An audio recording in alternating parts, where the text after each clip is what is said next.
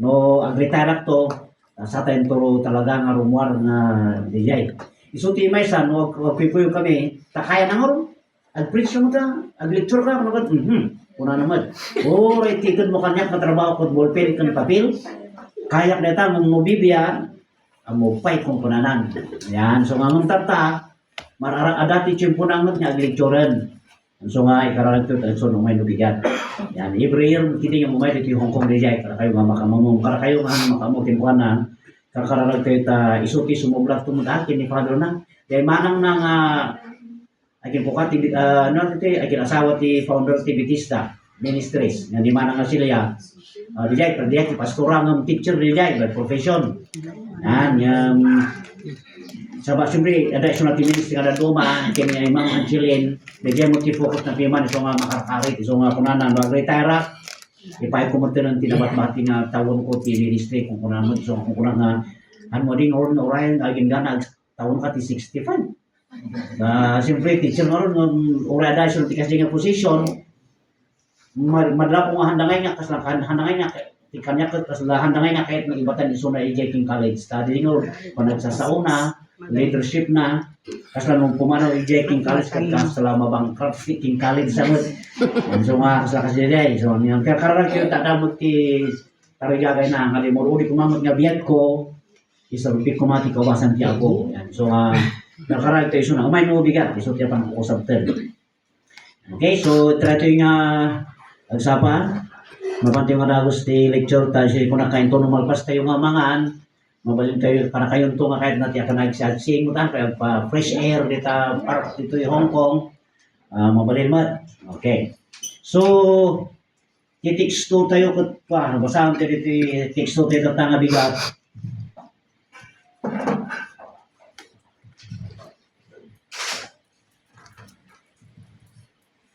dito ba Ephesians chapter 1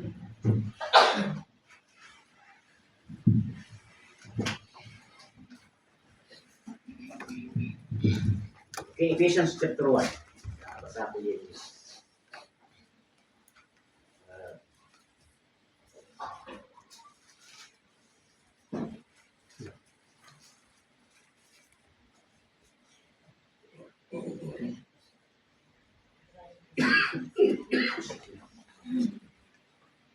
Ephesians chapter 1, verse 19 to 23. 19 to 23. Basa di English na Bible tayo kasi ito na Ephesians chapter 1 beginning from verse 19 to 23 and what is exceeding greatness of his power to us word who believe according to the working of his mighty power which he wrought in Christ when he raised him from the dead and set him as his own right hand in heavenly places far above all principalities and power and might and dominion and every name that is named not only in this world but also in that which is to come and had put all things under his feet and gave him to be the head over all things to the church. Verse 23 which is his body the fullness of him that filleth all in all. Doon sa verse 22, may sinabi doon na and he gave him to be the head over all things to the church. Okay, basahan tayo Ijay Ilocano. Chapter 1. Okay. Kitnoan niya anaindaklan unay ti panakabalin na. Okay. Naindaklan na panakabalin na. Kada tayo ang mamati, kas iti panagaramid ti pigsa. Panakaaramid ti pigsa, ti panakabalin na. Nga inaramad da ken Kristo. Idi pinagungar na kada iti natay. Ket in patugaw na iti makanawan na kada iti ayan ana ilangitan. Nangat ngato unay ngem ti amin a gobyerno ken agturay ken panakabalin ken kinaapo ken iti so amin nga nagan a managanan Saan lang nga daytoy apanawan no di ket iti mapasungad pay. Ket inkabil na dagiti amin na banbanag iti babaen dagiti saksakan na. Ket isu insaad na nga ulo kadagiti isu amin abanag ti iglesia. Isu ati bagina ti panakaananay dayjay mangpunno amin kadagiti isu amin. Ayan. Niya po Dios i-bless natin sa unang nga binasa ti Treto nga bigat. Mani po ni Treto binasa tayo nga nga sa Utiapo from chapter 1 iti Ephesians verse 19. Ada dito iti isuro natin itong galmay sa karatayo kat kahit kung mang-share ka na kayo Treto nga bigat. Ijay English kat dekunana nga the sovereign power of Jesus Christ over our life. Yan. Or the power of Jesus Christ over our life. Yung muslim kami united the sovereign power of Jesus Christ over our life. No sovereign no kunam, this is what we call the supreme power. Adati panang define mo iti nailangitan when ito kuna tayo nga nakaskas daaw nga panakabalin ni Kristo ijay biyag tayo nga namati. Okay. No kuna tayo gawin nga sovereign adati na dunga nga i-define na dijay the word, there's other word to define the word sovereign in line with the word power. The word power alone nga kuna tayo, isuti usaron dagiti gobyerno. Ada ti panakabalin no kuna da ops, no kuna da masapul nga agtakder ka ditan, kuna da agtakder ka.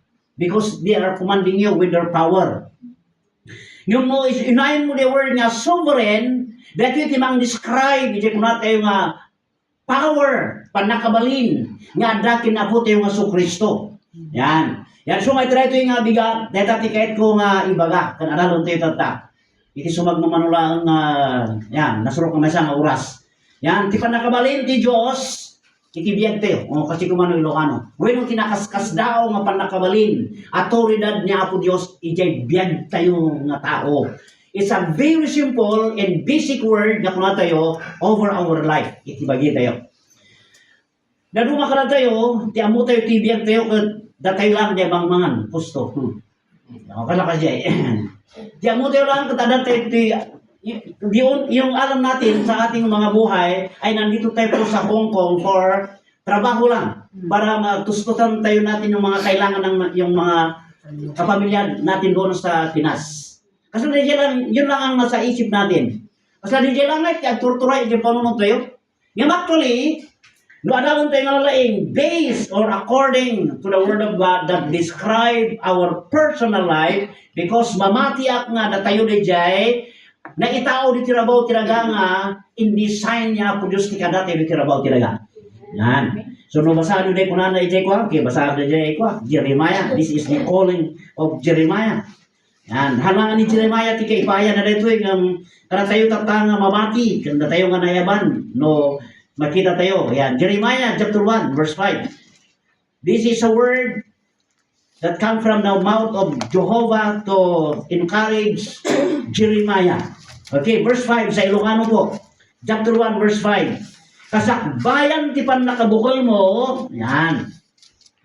Kasakbayan ti pan nakabukol ko. Kunana. Kasakbayan ti pan bukol ko. Kinka. Iti tiyan. Nabigbigkan kunana. Idi kasangwanan kunana. Kasangwanan ti panakaipasngay mo sinantifikar ka. Tinudingan ka amamatto kadagiti nasnasyon. O yan.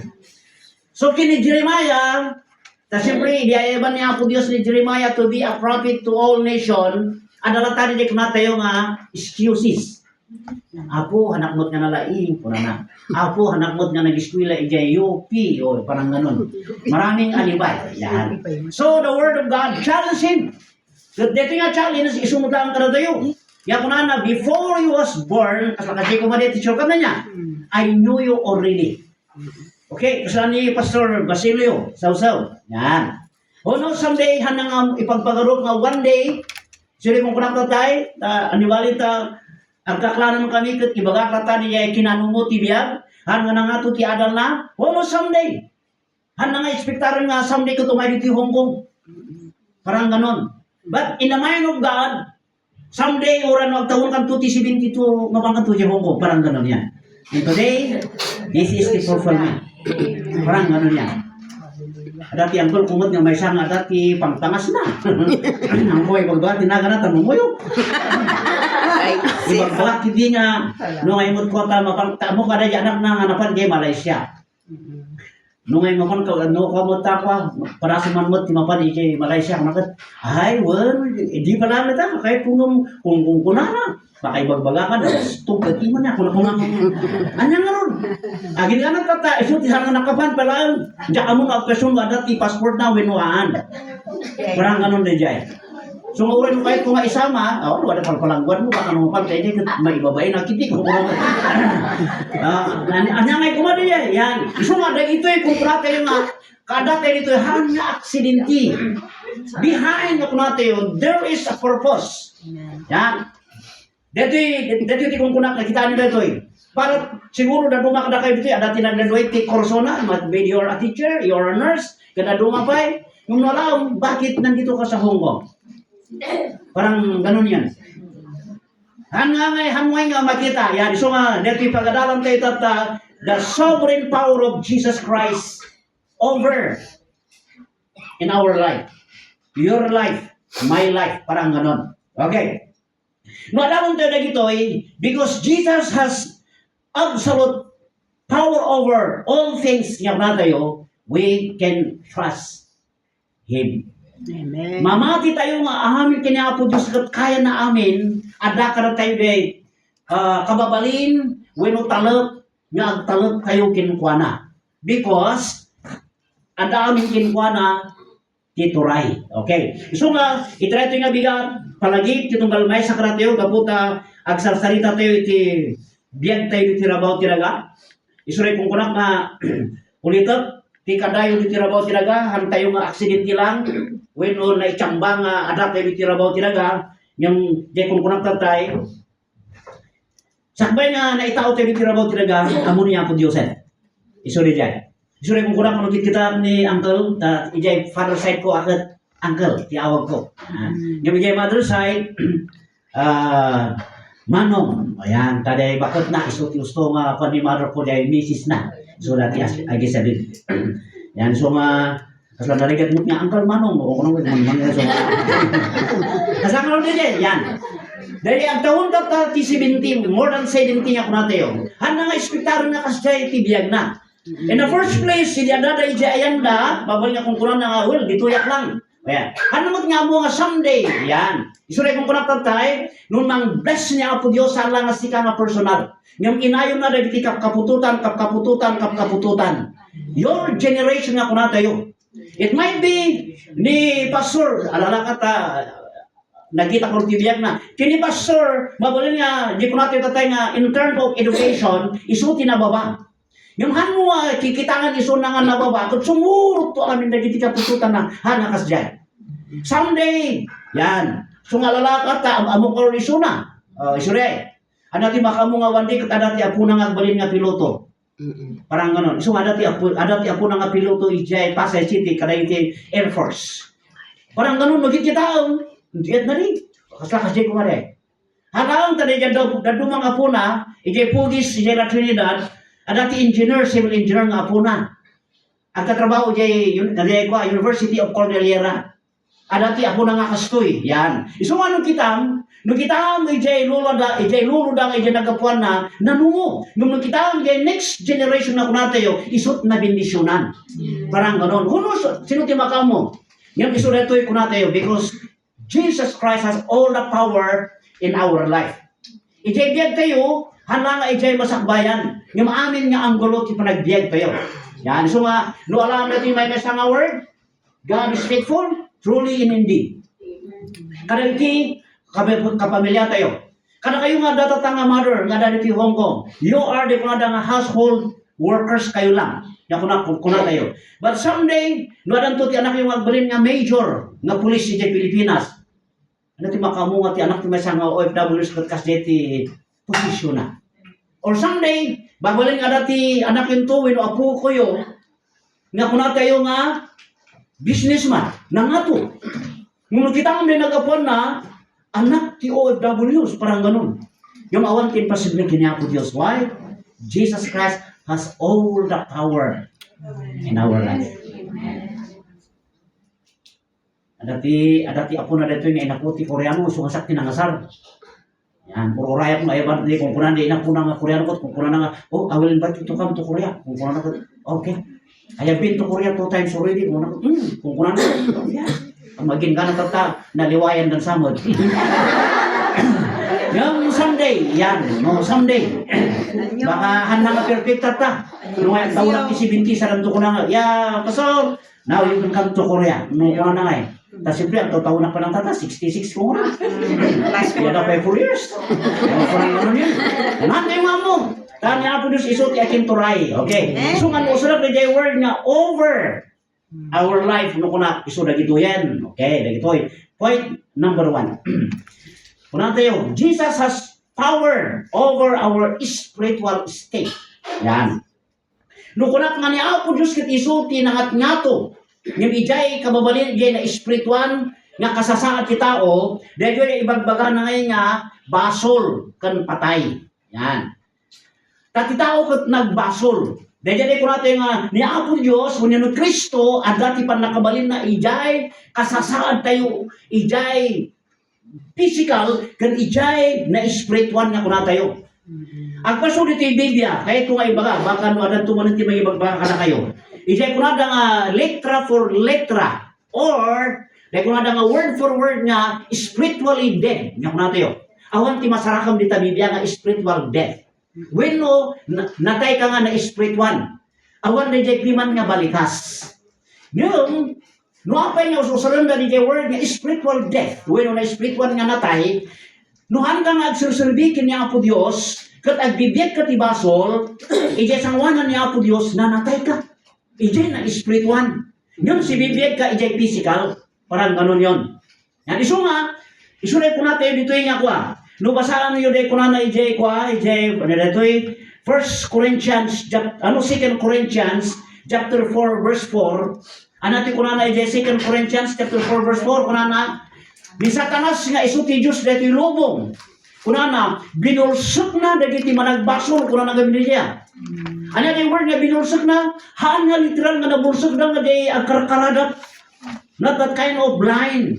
But he is speaking in the spiritual definition.